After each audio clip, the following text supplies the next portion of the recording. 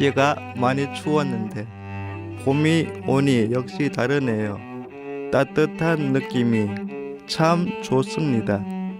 그래서 더 자주 창문을 쳐다보게 되지요.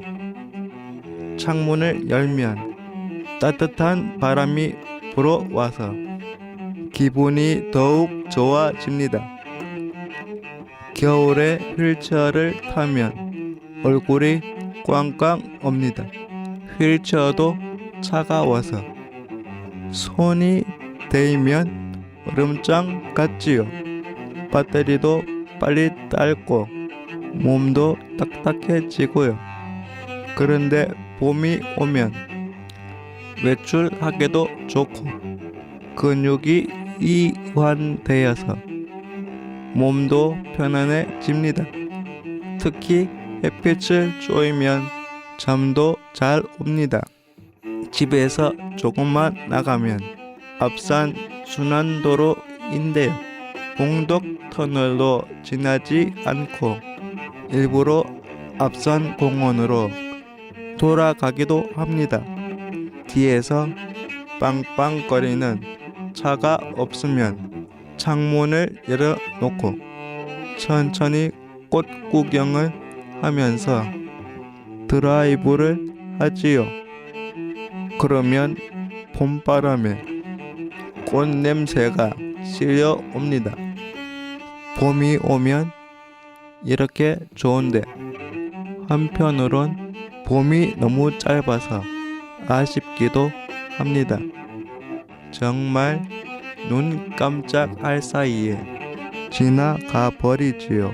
변화무쌍한 봄 풍경이 그야말로 순식간에 사라져 버립니다. 그러니 이 봄이 가기 전에 봄꽃들이 지기 전에 어서 봄나들이 가세요. 일 너무 많이 하지 마시고 봄에는 우리 모두 한껏 게으름을 피우면서 짧은 봄을 온몸으로 느껴보았으면 합니다. 김유나가 부르는 봄날은 간다 들려드리면서 전규원의 행복한 라디오 3월 방송 시작하겠습니다.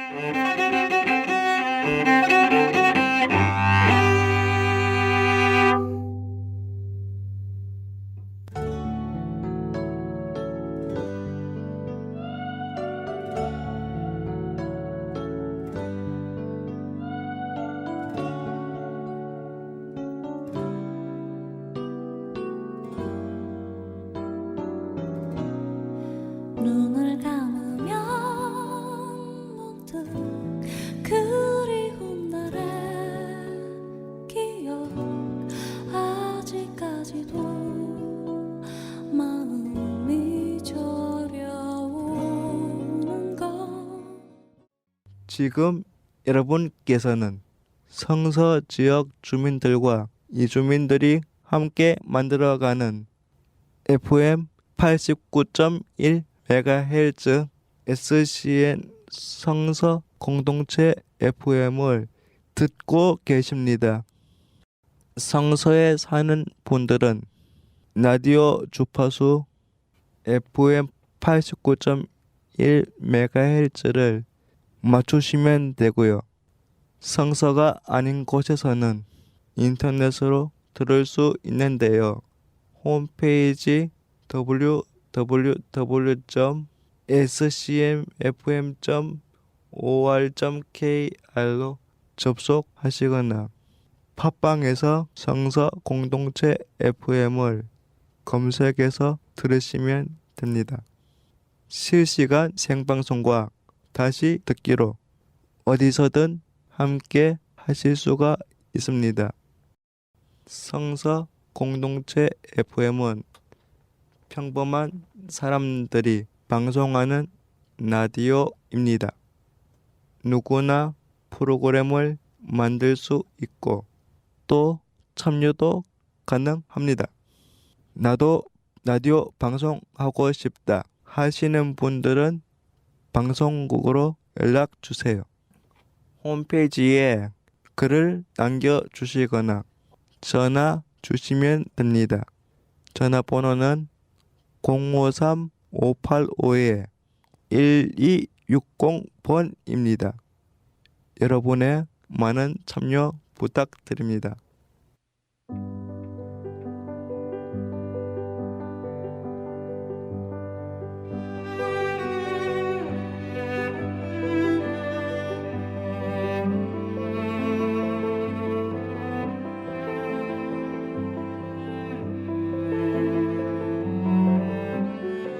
전규원의 행복생각, 오늘은 여행 이야기입니다.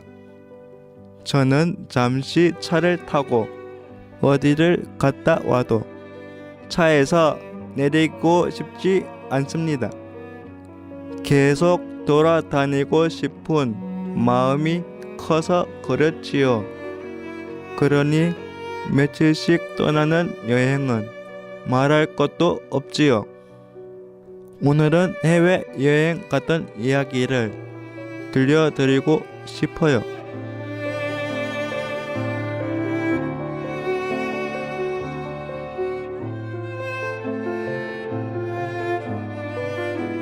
(2년) 전에 싱가포르에 갔습니다. 형님이 직장 때문에 그곳에 계셨기 때문인데요. 싱가포르 첫인상은 많이 더웠던 것이었어요. 습도도 높고 햇빛도 따갑고 여름 옷을 입고 갔는데도 더워서 그늘만 찾았거든요. 싱가포르에서 유니버셜 스튜디오도 가고 놀이공원도 가봤지만 가장 기억에 남는 곳은 센토사라는 싱가포르의 대표적인 휴양지였습니다. 센토사는 말레이어로 평화와 고요함이라는데요. 역시 휴양지에 어울리는 말이지요. 센토사는 육지에서 조금 떨어진 섬입니다. 그래서 모노레일을 타고 들어갑니다. 대구 지상철 3호선도 모노레일인데 바다 위에 모노레일이 있어서 바깥으로 보이는 풍경이 모두 푸른 물이었습니다. 섬 안에서도 모노레일 타고 이동했습니다. 이렇게 싱가포르에서 이동하는데 큰 불편함이 없어서 마음 편하게 가족들과 여러 곳을 다녔습니다. 싱가포르에도 한국처럼 나들이 콜 같은 장애인 이동 지원 차량이 있더라고요. 운전대 위치가 오른쪽에 있어서 신기했는데요. 무엇보다 차 길이가 길어서 휠체어가 쉽게 들어가고 참 편리했던 기억이 나요. 형님 말씀으론 싱가포르에도 저상버스가 있다고 했습니다. 장애인 이동 수단이 제게 큰 관심사다 보니 어딜 가나 그런 게 가장 눈에 들어오지요. 사실 제 첫 해외여행은 싱가포르이 아니라 10년 전에 갔던 하와이였습니다. 물론 비행기를 타고 갔지요. 제 무거운 휠체어도 비행기에 올랐습니다. 창문으로 구름만 봤지만 비행기를 타고 가는 게 너무 좋아서 잠도 오지 않았습니다. 하와이에서 원주민 공연을 재미있게 봤어요. 그리고 가장 인상적이었던 건 길가에 질비하게 서 있는 다양한 푸드트럭이었습니다. 사실 하와이 여행을 앞두고 먹거리가 걱정이었는데요. 막상 가보니 정말 먹을거리가 지천으로 깔려 있었습니다. 그 중에 가장 맛있었던 건 새우를 레몬에 찍어서 먹는 거였습니다. 한국에선 소금이나 간장에 찍어 먹는데 레몬에 찍어 먹으니 솔직히 더 맛있었습니다. 저녁이 되니 푸드트럭 몇몇 곳에서 바베큐를 하더라고요. 길가의 냄새가 진동을 하니 정말 그냥 지나치기 힘들었습니다. 푸드트럭마다 음식이 너무 맛있어서 살이 쪄서 왔을 정도였습니다. 하와이에서 파인애플 농장에 갔던 기억도 나네요. 농장까지 가는 조그만 기차를 타고 갔어요. 거기서 파인애플을 먹었는데 정말 맛있었습니다. 새로운 장소, 새로운 경험, 새로운 음식, 여행은 뭔가 새로운 것들을 내 안에 차곡차곡 채워줍니다. 그 힘으로 일상을 살아내는 것 같습니다. 뭔가 마음이 허전해졌다고 생각하면 그때가 또 여행을 떠날 때겠지요. 봄이 되니 제 마음의 엔진이 또 부릉부릉 하네요. 전규원의 행복 생각이었습니다. 여행 스케치에 별이 진단에 듣고 갑니다.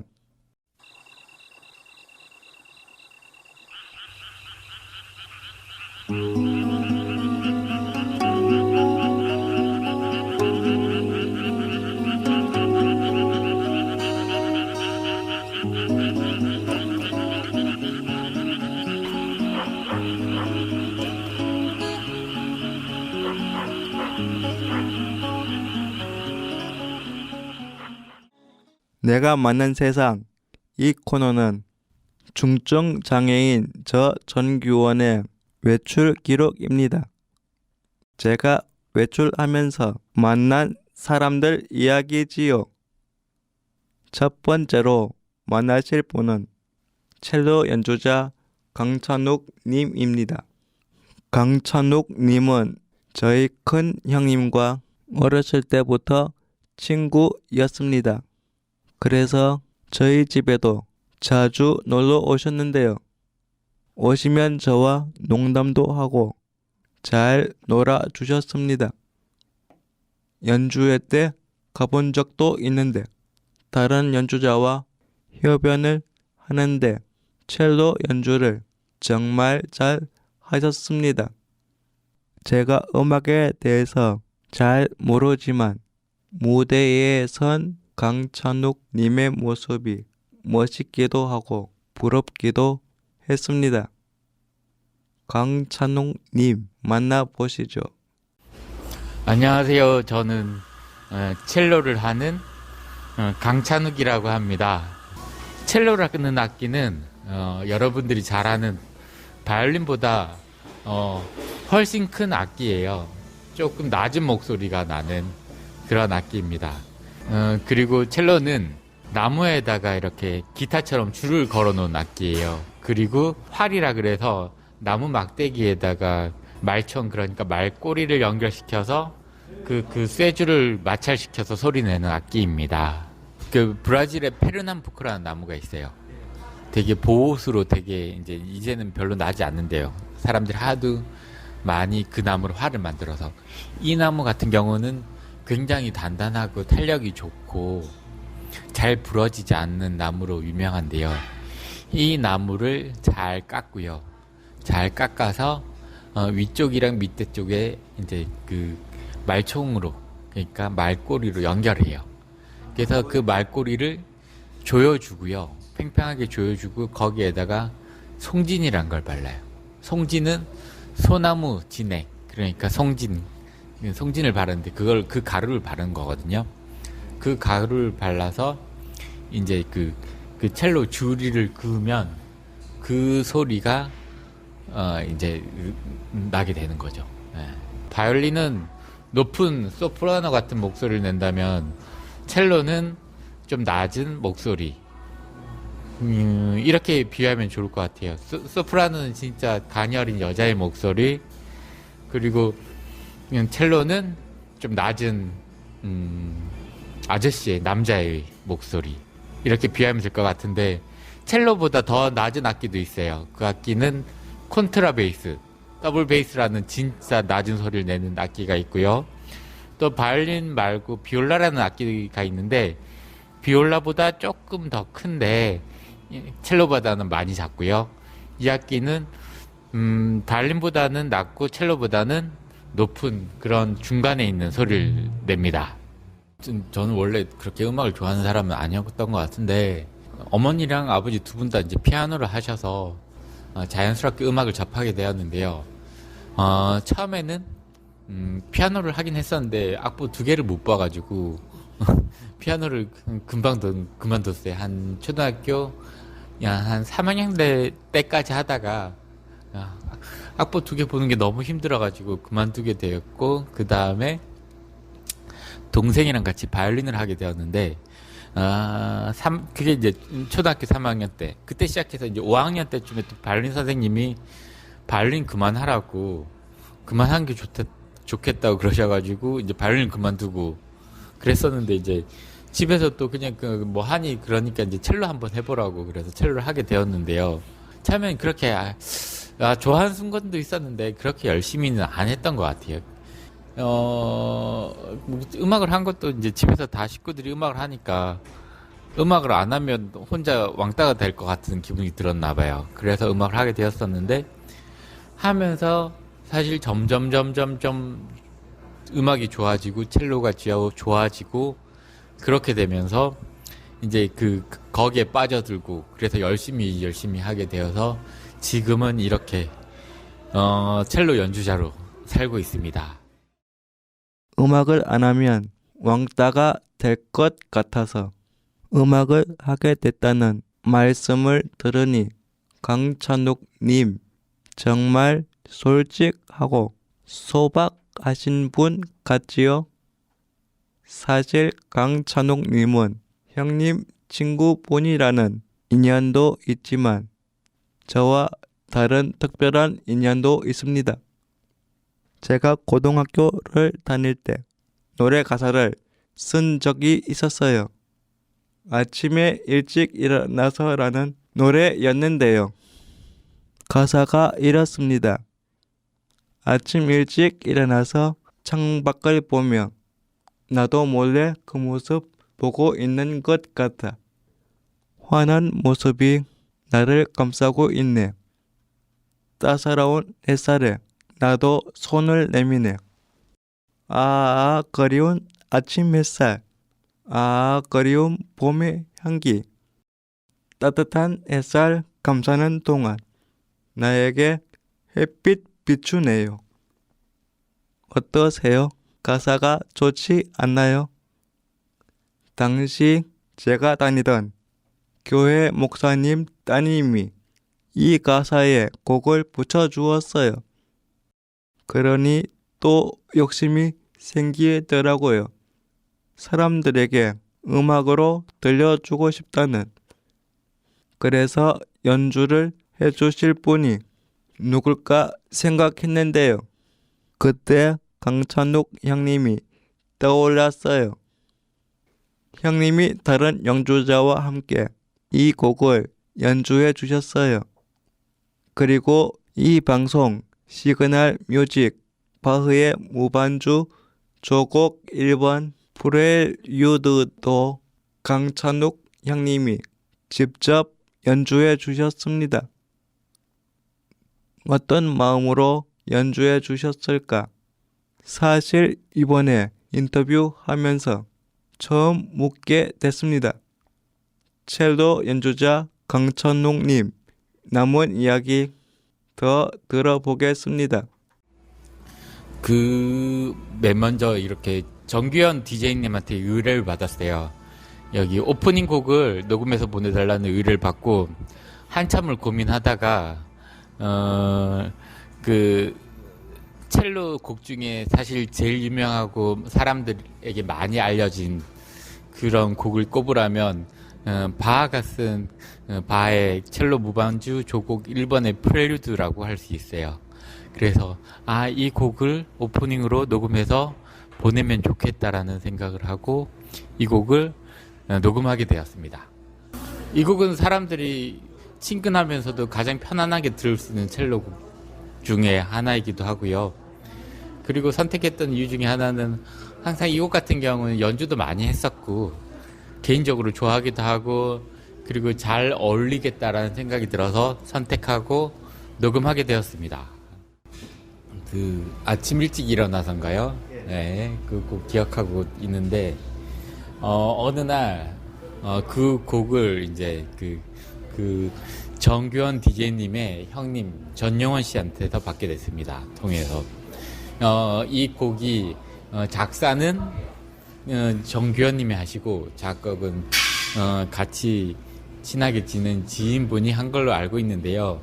이 곡에 대한 이 악보라든지 사연을 전용원 씨한테 듣고 그리고 악보를 받고 집에서 이제 한번 연습해봤는데요. 곡이 너무 좋고 또 가사도 너무 와닿아서 그때 당시에는 제가 지금은 프리랜서로 일하고 있지만 그때 당시에는 오케스트라에 있었어요.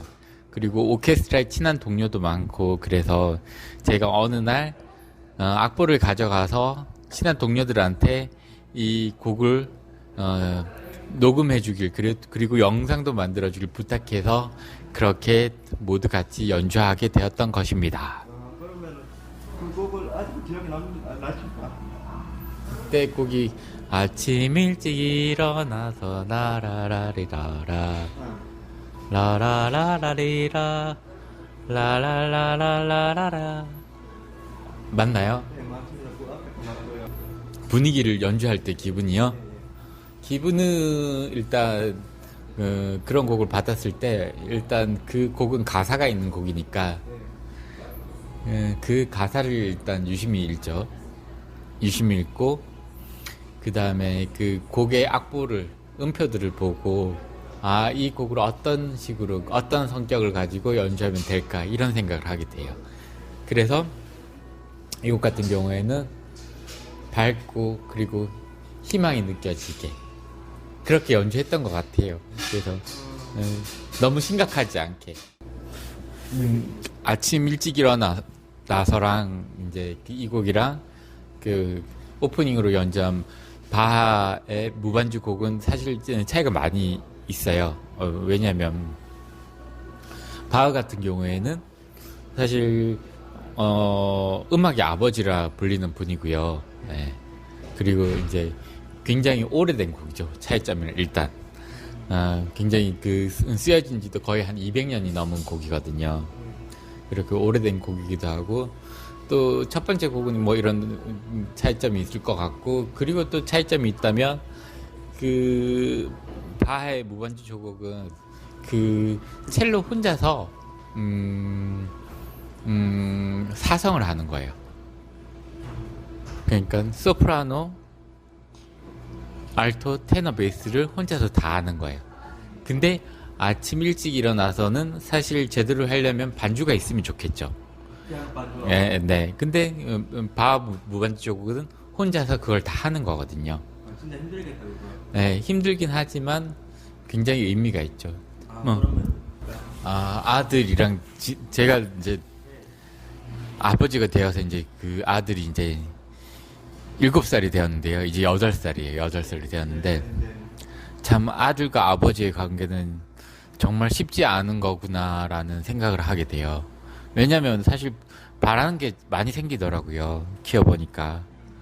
그리고 마음에 안 드는 것도 많고. 그런데 다행히 저에게는 지혜로운 아내가 있어서 중간에서 잘 중재를 해줘서 아들과 저는 아주 좋은 관계로 지내고 있어요. 그리고 저는 아들에 있어서 그냥 놀아주는 아빠, 친한 아빠로서 역할을 지금 하고 있거든요. 그래서 지금까지는 매우 무척 좋게 잘 지내고 있는 것 같습니다. 한마디 먼저 아들에게는 언제나 늘 건강하고 씩씩하고 지혜롭고 용기 있게 이러면 너무 욕심이 많을 것 같고요. 그냥 언제나 그냥 튼튼하고 건강하게 자라줬으면 좋겠습니다. 아내는 사실 너무 소중한 사람이에요. 이렇게 소중한 사람인데, 아내에게 하고 싶은 말은,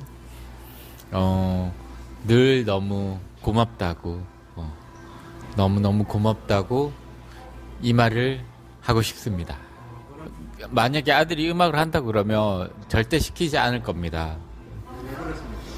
연주자의 길은, 그리고 음악의 길은 쉽지 않거든요. 그것도 같은 체조를 한다 하면 절대 안 되죠. 만약에 이제 음악을 한다면 정말 어릴 때부터 진짜 천재적인 재능을 보인다면 시킬 의향이 조금은 있는데, 그런 거는 전혀 보이지 않고요. 그리고 또 만약에 하게 되더라도 사실 그 음악을 한다는 길은 어떻게 보면 많은 것들을 희생해야 하는 길이에요. 왜냐하면 연습에 있어서 정말 하루도 걸으면 안 되니까, 조금이라도 걸으면 금방 실력이 퇴보하고 뭔가 망가지거든요. 그래서 놀고 싶어도, 여행을 가고 싶어도 항상 그 첼로 때문에, 음악 때문에 희생했던 기억이 참 많이 있어요. 그래서 저 같은 경우에는 추천하지 않고 싶어요. 만약에 그걸 근데 정말 좋아한다면 괜찮겠는데, 그게 아니라면 정말 잘하면 밀어줄 건데, 못하면 안 밀어줄 거예요. 개인적인 꿈 같은 거요. 저의 개인적인 꿈은 연주를 오랫동안 하는 거예요. 보통 우리나라 현악기 연주자들 같은 경우에는 수명이 길지 않더라고요. 주변에 있는 계신 선배님들, 선생님들 보면 나이가 40이 되고 50이 되고 60이 되면 점점 기력도 딸리고 뭔가 실력적으로도 많이 이제 힘들어지는 것들이 보여요. 그래서 저 같은 경우에는 정말 꽃을 피우고 싶은 나이는 50대, 60대에 정말 그 절정의 기량을 펼칠 수 있고 연주를 할 수 있는 그런 훌륭한 음악가가 되는 게, 그래서 나름의 이제 프리랜서니까 직장이 있는 게 아니니까 그때 이제 프리랜서의 이제 전설이 되는 게 저의 꿈입니다. 강찬욱님의 신청곡, 강찬욱님이 참여한 연주곡 정재영의 썸머 스윙을 제가 유튜브로 봤는데요. 역시 멋진 형님의 모습을 볼 수 있었어요. 강찬욱님이 멋진 첼로 연주자로 오래오래 사람들에게 기억되길 저도 기도하겠습니다. 그럼 정재영의 썸머 스윙 라이브 공연으로 들어보시겠습니다.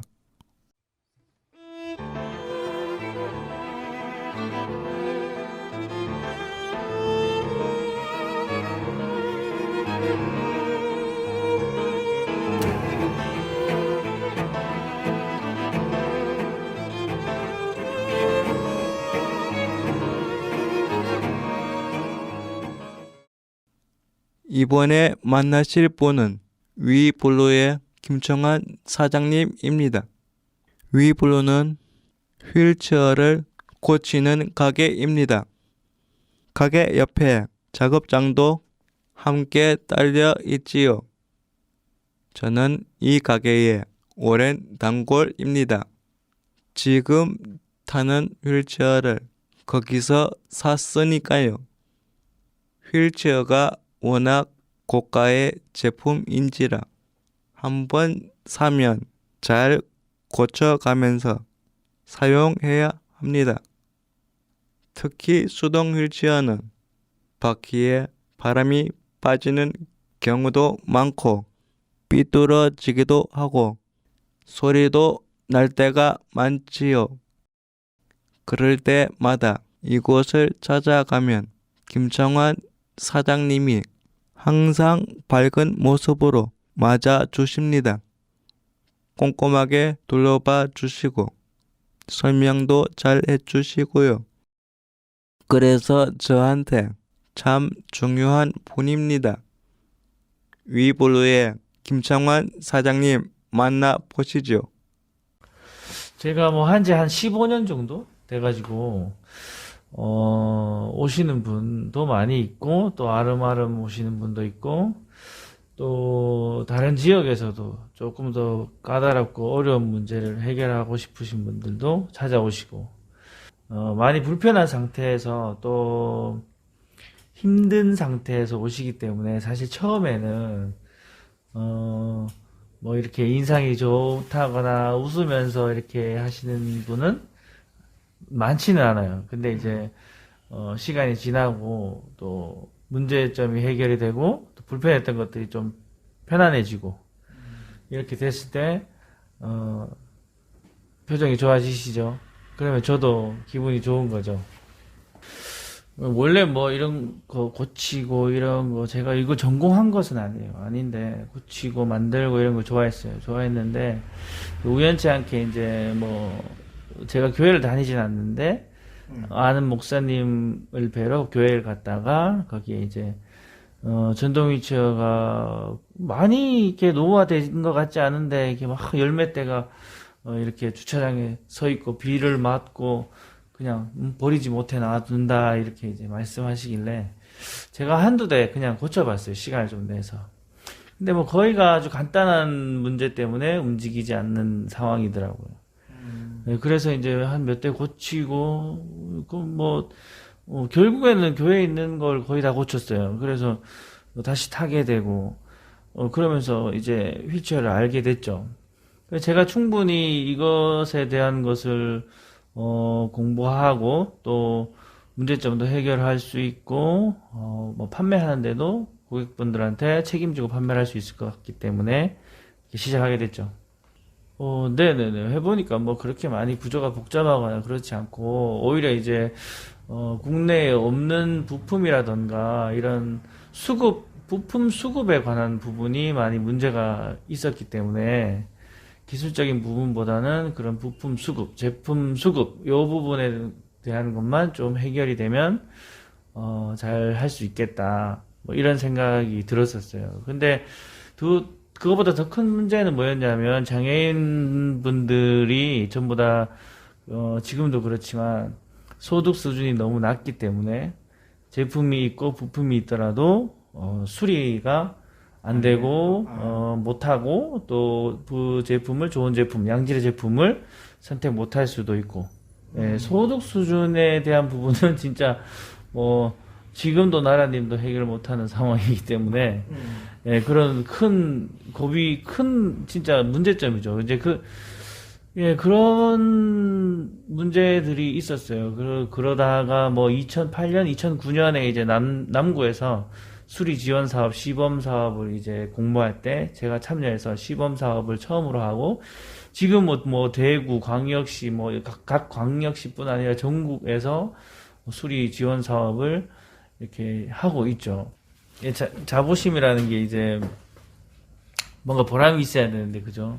네, 보람이 있어야 되는데 사실 그렇지는 못해요.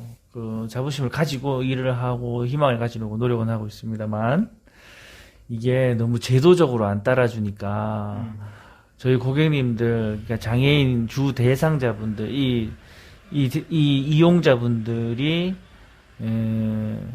서비스를 접하는 데 있어서 한계가 있어요. 그런 부분 때문에 제가 아무리 노력을 해도 사실은 한계가 있는 것 같아요.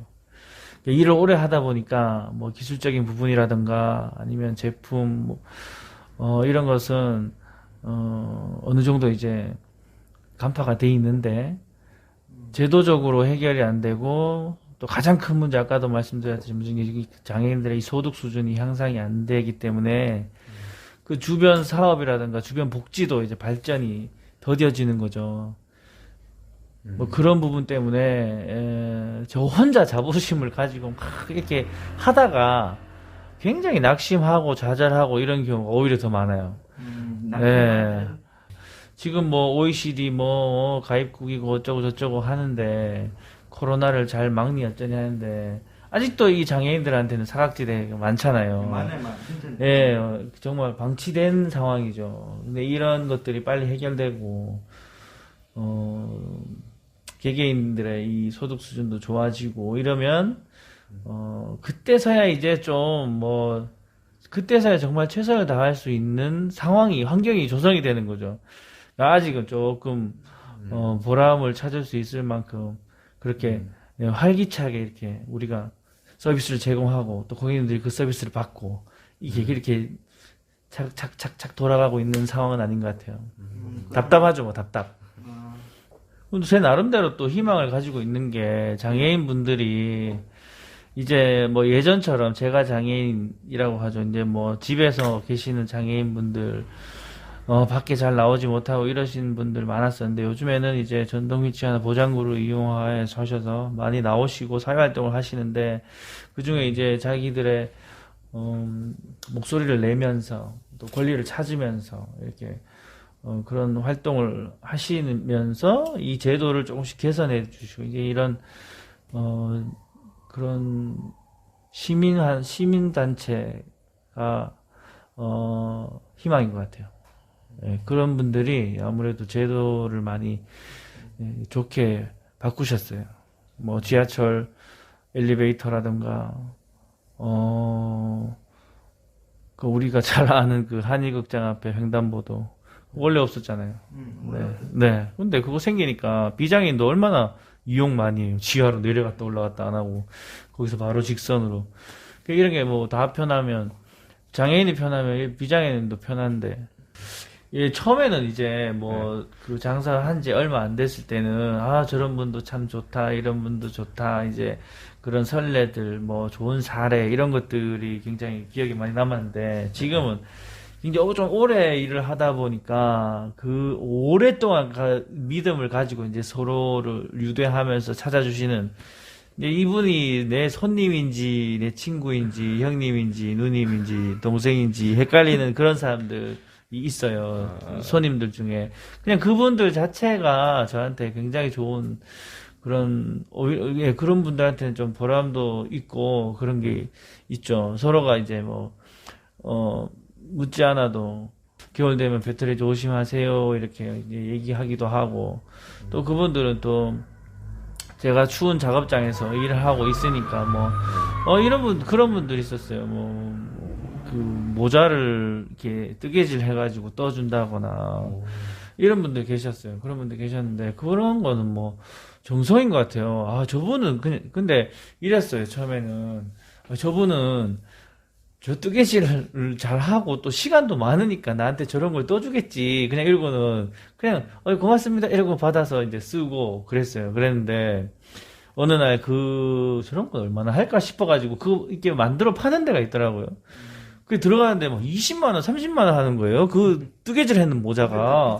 예, 되게 비싸대요. 실값만 10만 원 하고 이런데요. 그래가지고 이런 것도 이거 너무 내가 그런 걸 쉽게 생각했구나. 네, 그러고부터는 이제, 이게, 과일도 사오시고 이런 분들이, 여사로 안 보이더라고요. 네, 고맙고, 이제, 그렇죠. 이게 이게 일을 하다 보면은, 그렇게 이제, 작게 신경 쓰시는 분들을 제가 지나칠 수가 있어요. 왜냐하면 작업에 집중하니까, 제가 사실 이제 말소리도 잘 안 듣고, 전화도 잘 못 받고 이런 게 굉장히 많아요. 근데, 이제 그걸 보고 이건 보통 그게 아니구나. 그래서 이제 그런 인연에 대한 좋은 경우 그런 게 제일 좋은 것 같아요. 저를 보고 있잖아요. 제일 처음에 어떤 생각이 들었어요? 제일 처음에 왔을 때. 그러니까 이런 인터뷰를 많이 했으면 좋겠어요. 기현 씨가. 요런 거? 네, 요런 인터뷰 많이 했으면 좋겠어요. 그런 거 있잖아요, 왜. 장애인 있잖아요. 나 제일 화나는 게 뭐냐면 장애인분들 지하철 탈 때 있죠. 전동휠체어 타고 엘리베이터 탈 때 뒤에서 할머니들 궁시렁거리잖아. 할아버지들 있잖아요. 욕하고 궁시렁거리는 사람들 있잖아요. 진짜 나 그거 뭐라고 하고 싶어요. 왜 그러냐. 지금 대구의 장애인 시민단체에서 이 엘리베이터를 만들어 달라고 하지 않았으면 여기는 엘리베이터가 없어요. 아니 전국에 엘리베이터가 없어요. 전체적으로. 네, 실제로 저기 1호선부터 엘리베이터가 없었던 적이 있었어요. 새로 공사해서 엘리베이터가 생긴 거예요. 맞죠? 예, 맞아요. 네. 그 장애인들 있잖아요. 이게 농성하고 집회해서 이게 생긴 거예요. 근데 그분들이 그러니까 장애인들이 편하니까 이제 일반인들 비장애인들도 편한 거예요. 비장애인들도. 그러니까 비장애인들이 타면서 어르신들이 그걸 몰라가지고 이 좁은데 저 차를 끌고 들어온다고. 맞죠? 좀 뭐 날 더운데 집에 있지 왜 나왔냐고. 진짜 답답한 게 그거야. 그러니까 제가 있잖아요. 저도요. 그러니까 그런 거 이제 좀 개선하는 인터뷰. 몇번 이 사회를 변화시키는 인터뷰. 오늘 인터뷰 감사했습니다. 네, 고맙습니다. 네, 고맙습니다. 끝! 김창완 사장님과 그렇게 오랜 시간을 봐왔지만 이런 생각을 갖고 계신지는 잘 몰랐어요. 그냥 만나 뵐 때와 인터뷰를 한다고 해서 만나면 제가 지금까지 보지 못했던 다른 모습을 찾아볼 수 있어서 참 좋은 것 같습니다. 바쁘신데도 시간 내주신 김창완 사장님 고맙습니다. 자, 마지막으로 만나실 분은 저희 집 근처에 있는 뷰티즘이란 가게 이도희 사장님입니다. 뷰티즘은 토탈 뷰티샵이라고 합니다. 왁싱, 눈썹, 피부 관리, 몸매 관리, 메이크업 등등 인터뷰를 하고 나서야 알게 되었어요. 이곳이 주로 여성들이 가는 곳이라는 걸요. 가게 이름도 생소하고 또 휠체어가 들어갈 수 있어서 인터뷰를 하러 간 것 뿐이었는데요. 들어가니 차도 내주시고 이야기도 너무 자상하게 잘 해주셨습니다. 뷰티즘 이도희 사장님 만나보시겠습니다. 뭐 간판 이름을 뭘로 할까 이런 얘기를 나누던 중에 이제 피 원장님이 이제 둘 다 왜 오랜 시간 한 분야의 일을 하다 보면 어느 정도 철학 같은 게 좀 생기잖아요. 그래서 이제 뷰티즘이라는 이제 신조어를 그러니까 뷰티 철학, 뷰티주의 뭐 이렇게를 해서 이제 뷰티즘이라고 이름을 지어서 왔는데 여기는 일단은 스킨케어, 그 다음에 뭐 바디케어, 그 다음에 이제 뭐 반영구라든지 그 다음 메이크업, 뭐 속눈썹 그냥 여자분들이 좋아할 만한 이제 관리를 할 수 있는 그런 분야들이 다 이제 왁싱이랑 주고객층은 일단은 저희는 막 되게 뭐 어린 친구들 같은 경우에는 이제 20대는 왁싱 위주로 좀 많이 오고요. 그 다음에 또 저희가 왁싱이 좀 특화돼 있어가지고 뭐 청소년들도 많이 오고요. 그 다음에 일단은 피트니스 그 메이크업 같은 경우에는 피트니스 대회 출전하는 선수들 메이크업을 제가 조금 오래 했기 때문에 그런 쪽으로 많이 오시고, 그다음 피부 관리 같은 경우에는 아무래도 이제 나이가 조금 있으신 뭐 어머님들도 많이 오시고, 일단은 제가 이제 경력이 저는 20년 정도 됐거든요. 이 미용 분야 일을 한지. 그러다 보니까 그냥 저도 교육을 오래 하다 보니까 교육을 하고 일반 손님들을 만나면서 좀 생각이 드는 게 그냥 좀 정직하게 정확하게 좀 뭔가를 미용을 좀 전달하고자 이제 그런 좀 뜻이 있거든요. 그리고 뭐 다들 피부도 그렇고 뭐 제 메이크업 쪽도 그렇고 지금 하는 분야들이 그냥 뭐 사실은 좀 빨리 습득해서 하자 약간 이런 분들도 조금 있기 때문에 그런 게 아니라 그냥 그냥 속임 없이 그냥 받으러 오시는 분들한테 그냥 감사한 마음으로 정확하게 뭐 이렇게 전달하고자 뭐 그런 마음도 좀 갖고 시작을 했죠. 저 같은 경우에도 이제 약간 컴플렉스 때문에 이제 소문 듣고 찾아오시는 분도 있고, 그 다음에 뭐 아프셨다가 이제 좀 몸이 너무 굳거나 순환이 안 돼서 찾아오시는 피부 선생님들, 그 고객님들도 있으니까 이제 그런 부분에서 사실 너무 좋아졌다. 그 다음에 컴플렉스를 좀 이겨냈다. 뭐 이런 얘기 들으면은 사실은 그런 것 때문에 계속 하는 것 같아요. 사실 기분이 왜 좋죠. 그리고 또 매니아층들이 이제 생기고 또 그런 분들이 뭐 저희 걱정해 주시고 뭐 이럴 때 서로 이제 인간 대 인간으로 그런 부분에서는 공감을 많이 나누는 것 같아요. 아무래도 저는 좀 어렸을 때부터 교육을 오래 해가지고 교육부터 이제 좀 시작을 하다 보니까 그냥 대구에서 그냥 최고 그 지도자상 이제 받았을 때가 조금 되게 기뻤던 것 같아요. 그래도 미용하는 인재들한테 이제 좀 지도하고 대회 출전시켜서 이제 대상 타고 뭐 이런 것들을 또 그 큰 협회에서 이제 알아줬다는 기분이 좀 드니까 뭔가 보상받은 느낌? 예, 그런 느낌 좀 들더라고. 정말 그 남학생이 한 명 있었는데 그 남학생이 이제 저를 믿고 이제 메이크업을 시작을 해서 제가 대회 출전을 시켰는데 그 한 달 동안을 정말 고생을 많이 했거든요. 근데 제가 많이 뭐라도 하고 있는데 정말 군말 없이 잘 따라왔던 친구인데 그 친구가 대상을 타고 그다음 메이크업 쪽으로 조금 활동을 되게 많이 하고 지금은 또 샵 원장이 돼가지고 지금 활동을 너무 잘하고 있는 친구가 있어서 그런 거 보면 제일 뿌듯하고 제일 기억이 남죠. 그냥 늘 응원한다는 말을 꼭 전하고 싶어요. 그냥 많이 그냥 같이 인연이 돼서 스쳐갔던 제자들한테 그냥 뭐 늘 응원한다, 늘 기도하고 응원한다라고 말해주고 싶어요. 네, 저는 사실 이거를 시작을 해가지고 20년 동안 거의 한 길만 좀 걸어오다 보니까 그냥 저한테 가장 적합하고 제가 제일 잘할 수 있는 일이라는 생각을 해서 저는 좀 정말 소위 말하는 책에서 말하는 것처럼 힘이 닿는 데까지 그냥 이렇게 교육하고 미용하고 뭐 이러는 게 그리고 나중에는 정말 더 크게 토탈샵을 하는 게 또 꿈이기도 하니까 꼭 한 번은 이루리라고 생각하고 있습니다. 인터뷰를 하고 나서 사람들이 이런 것도 하는구나 알게 되었습니다. 그리고 사람들을 아름답게 하려고 노력하는 이도희 사장님 같은 분들이 자부심도 참 크구나 하는 걸 알게 되었고요. 20년 동안 걸어오셨으니 이도희 사장님 꿈이 반드시 이루어질 것 같습니다. 저도 응원하겠습니다.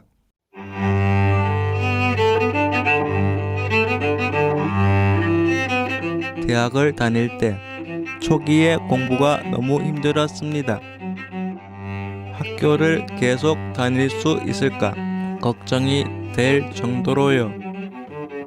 그런데 2학기가 되자 복학하는 학생들이 있었습니다.